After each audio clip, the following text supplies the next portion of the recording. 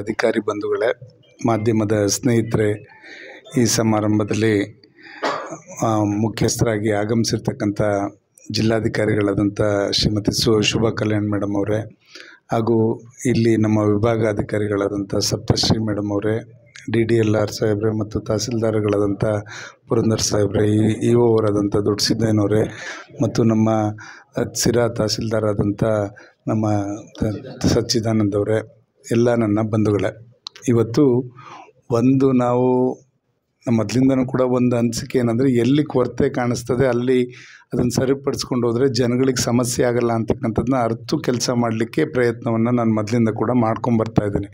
ಏನು 4 ಸಲದಿಂದ ಇಲ್ಲಿ ಶಾಸಕರಾಗಿ ಕೆಲಸ ಮಾಡೋ ಸಂದರ್ಭದಲ್ಲಿ ಏನೇನು ಲೋಪದೋಷಗಳಿರ್ತದೆ ಸರಿಪಡಿಸ್ಕೊಂಡು ಹೋಗಬೇಕು, ಜನಗಳಿಗೆ ಅದೆಲ್ಲೂ ಕೂಡ ಅದರಿಂದ ತೊಂದರೆ ಆಗಬಾರ್ದು ಅಂತಕ್ಕಂಥದ್ದು ಯೋಚನೆ ಮಾಡಿ ಈಗಾಗಲೇ 10-12 ವರ್ಷದ ಹಿಂದೆಯೇ ನಾವು ಅಂಗನವಾಡಿ ಕಾರ್ಯಕರ್ತರು ಎಲ್ಲದಕ್ಕೂ ಕೂಡ ನೀವು ರೆವಿನ್ಯೂನವ್ರು ಬಳಸ್ಕೋತೀರ, ಎಲೆಕ್ಷನ್ಗಿರ್ಬೋದು ಮತ್ತೊಂದಕ್ಕೆ. ಅವ್ರಿಗೆ ಇಡೀ ರಾಜ್ಯದಲ್ಲಿ ಫಸ್ಟ್ ಮೊಬೈಲ್ ಕೊಟ್ಟಂಥದ್ದು ಚಿಕ್ಕನಾಯಕನಹಳ್ಳಿನಲ್ಲೇ, ಇಡೀ 262 ಜನಕ್ಕೂ ಏನೋ. ಅದಾದ ನಂತರ ನಮ್ಮ ಪೊಲೀಸ್ ಇಲಾಖೆಗೆ ಫಸ್ಟ್ ಜೀಪು ಇಡೀ ಸ್ಟೇಟಲ್ಲಿ ಯಾರೂ ಕೊಟ್ಟಿರಲಿಲ್ಲ, ಫಸ್ಟ್ ಕೊಟ್ಟಿದ್ದು ಚಿಕ್ಕನಾಯಕನಹಳ್ಳಿ. ಆಮೇಲೆ ಎಲ್ಲ ಶಾಸಕರು ಕೊಡೋಕ್ಕೆ ಶುರುವಾದರು. ನಂತರ ನಮ್ಮ ಆಶಾ ವರ್ಕರ್ಸು, ಪಾಪ ಅವರು ಕರೋನಾ ಸಂದರ್ಭದಲ್ಲಿ ಸಾಕಷ್ಟು ಅವರ ಶ್ರಮ ಇತ್ತು, ಆಶಾ ವರ್ಕರ್ಸ್ದು ಇವ್ರದ್ದೆಲ್ಲ.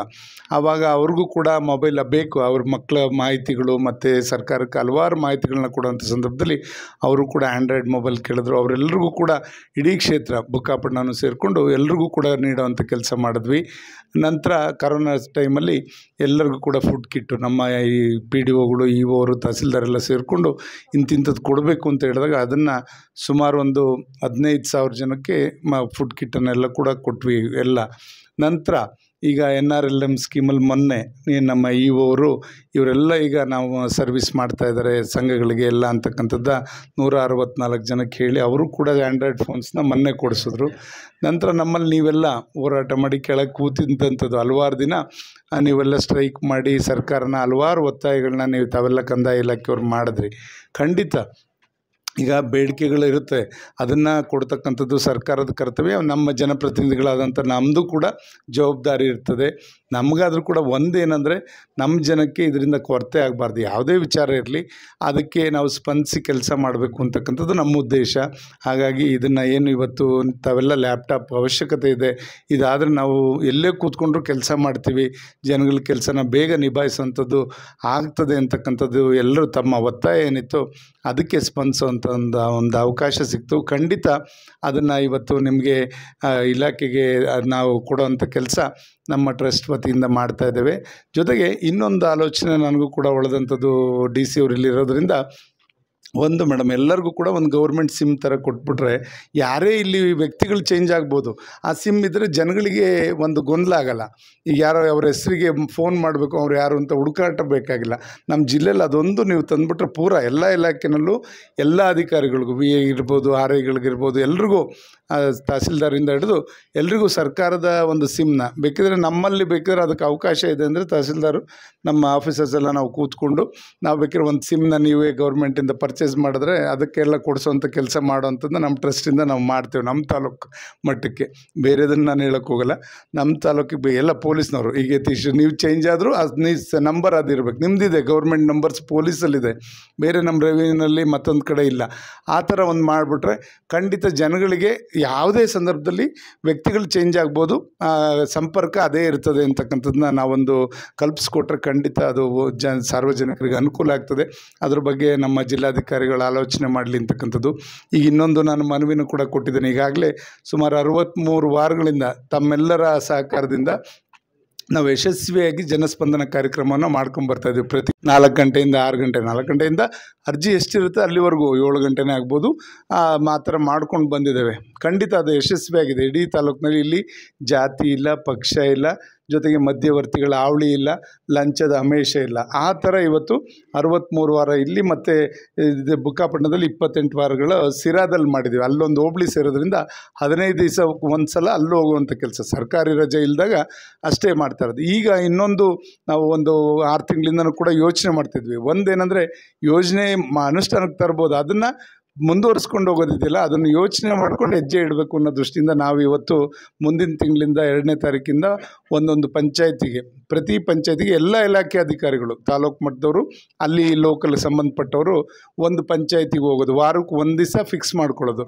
ಅಲ್ಲಿ ಏನೇನು ಸಮಸ್ಯೆ ಬರುತ್ತೆ ಎಲ್ಲ ಹಳ್ಳಿಗೂ ನಾವು ವಿಸಿಟ್ ಮಾಡಿ ಕೊನೆಗೆ ಪಂಚಾಯತಿ ಹೆಡ್ ಕ್ವಾರ್ಟರ್ಸಲ್ಲಿ ಕೂತ್ಕೊಂಡು ಅಲ್ಲಿ ಏನೇನು ಯಾರ್ದು ಅರ್ಜಿ ಬರುತ್ತೆ ಎಲ್ಲ ತೊಗೊಂಡು ಅಲ್ಲಿ ಅದನ್ನು ವಿಲೇವಾರಿ ಮಾಡ್ತಕ್ಕಂಥ ಕೆಲಸ ಆದರೆ ಇನ್ನೂ ಹತ್ತಿರಕ್ಕೆ ನಾವೆಲ್ಲ ಜನಗಳಿಗೆ ತಲುಪ್ಬೋದು ಅಂತಕ್ಕಂಥ ಉದ್ದೇಶ.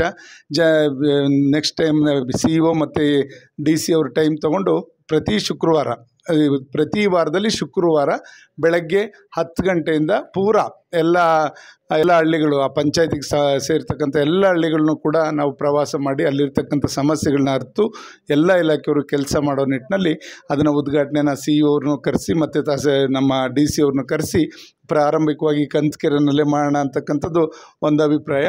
ಇಲ್ಲ ಅಲ್ಲಿಂದ ಪ್ರಾರಂಭ ಮಾಡಿ ಪ್ರತಿ ವಾರ ಒಂದೊಂದು ಪಂಚಾಯತಿ, ಫಸ್ಟು ಹೋಬಳಿ ಹೆಡ್ ಕ್ವಾರ್ಟರ್ಸ್ ಮುಗಿಸೋಣ, ಎಲ್ಲ ಹೋಬಳಿನೂ ಬುಕ್ಕಾಪಟ್ಟಣದಿಂದ ಎಲ್ಲ ಹೋಬಳಿ ಮುಗಿಸೋಣ.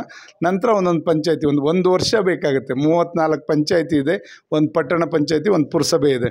ಪುರಸಭೆಯಲ್ಲಿ 4-5 ವಾರ್ಡ್ಗಳು ಹಾಕ್ಕೊಳ್ಳೋದು, ಪಟ್ಟಣ ಪಂಚಾಯತಿಲಿ ಒಂದು 3 ವಾರ್ಡ್ಗಳು ಆ ಥರ ತೊಗೊಳ್ಳೋದು ಒಂದು ವಾರಕ್ಕೆ. ಈ ಥರ ಆದರೆ ಒಂದು ವರ್ಷ ಬೇಕು ಒಂದು ರೌಂಡ್ ಬರಲಿಕ್ಕೆ ಎಲ್ಲ ಹಳ್ಳಿಗಳಿಗೂ ಕೂಡ ಭೇಟಿ ಮಾಡಿ ಅಲ್ಲಿರ್ತಕ್ಕಂಥದ್ದನ್ನ ಎಲ್ಲ ಇಲಾಖೆಯವರು ಕೂಡ ಅರ್ತು ಕೆಲಸ ಮಾಡಲಿಕ್ಕೆ ಅವಕಾಶ ಸಿಗ್ತದೆ. ಸರ್ಕಾರ ಯಾವುದಾದ್ರು ಯೋಜನೆ ಮಾಡಿದಾಗ ಯಾವ ಹಳ್ಳಿಗೆ ಏನು ಅವಶ್ಯಕತೆ ಇದೆ ಅನ್ನೋದು ನಿಮ್ಮ ತಲೆಗೆ ಹೊಟ್ಟೋಗುತ್ತೆ.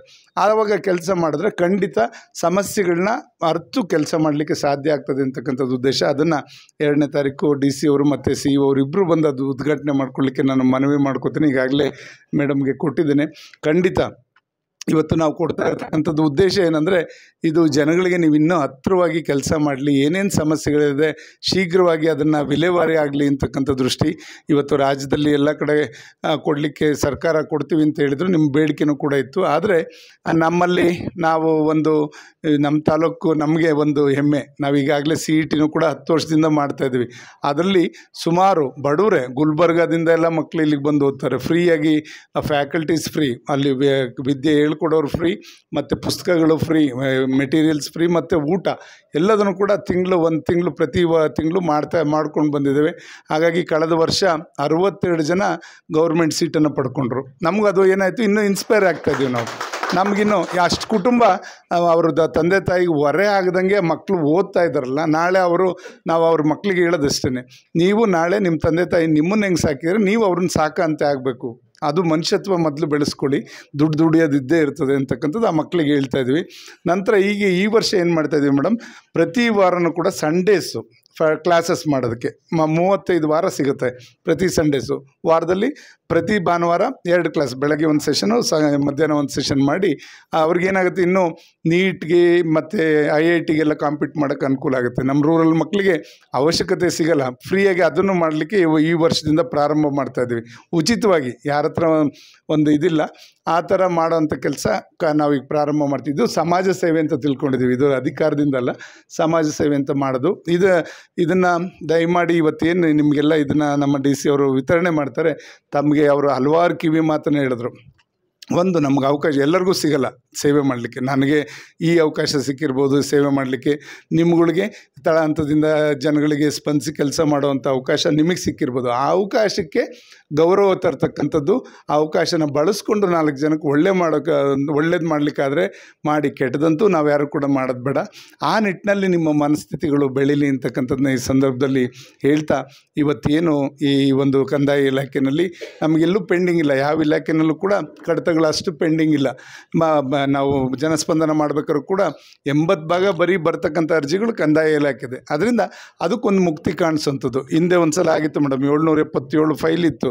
ಈಗ ಒಂದು ತಹಸೀಲ್ದಾರ್ ನಾವೆಲ್ಲ ಒಂದು ತೀರ್ಮಾನ ತೊಗೊಂಡಿದ್ವಿ, ಒಂದು ದಿವಸ ಹೋಲ್ ಡೇ ಇಟ್ಕೊಂಡು ಒಂದೇ ದಿವಸ ಅವಕ್ಕೆ ಪಾಣಿ ಕೊಡ್ತಕ್ಕಂಥದ್ದು ಎಲ್ಲ ಕೆಲಸ ಮಾಡಬೇಕು ಅಂತ, ಅದನ್ನು ಕೂಡ ಒಂದು ಇಟ್ಕೊಂಡಿದ್ದೇವೆ.